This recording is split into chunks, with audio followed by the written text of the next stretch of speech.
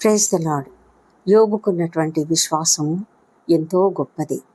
అతడు తను సమస్తము కోల్పోయినప్పటికీ కూడా దేవుణ్ణి స్తుతించగలిగాడు. ఏదైనా ఒక్క చిన్న వస్తువు పోయిందంటే కూడా మనం చాలా కృంగిపోతాము.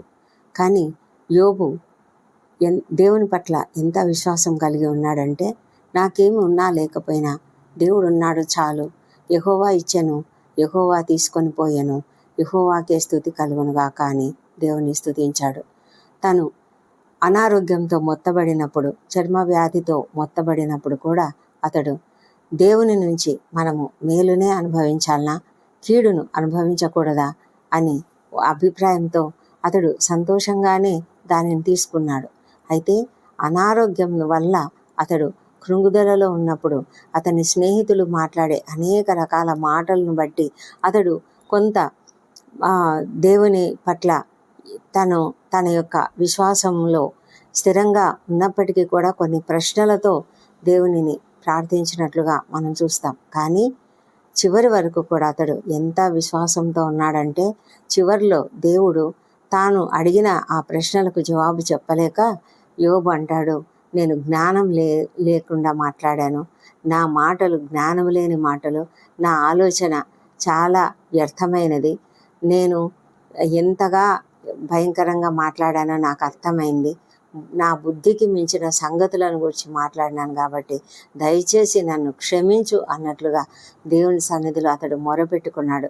నన్ను నేను అసహ్యించుకొని ధూళిలోను బూడిదలోను పడి పశ్చాత్తాపడుతున్నానని అతడు తన పశ్చాత్తాపాన్ని వెలిబుచ్చినప్పుడు దేవుడు అతన్ని మెచ్చుకున్నాడు.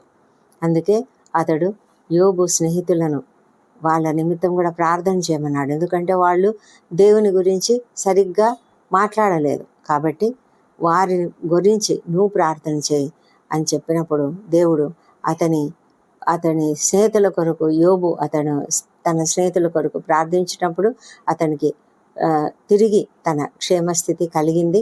యోబునకు పూర్వము కలిగిన దానికంటే రెండింతలు అధికంగా యెహోవా అతనికి దయచేసెను అని వ్రాయబడింది వాక్యంలో.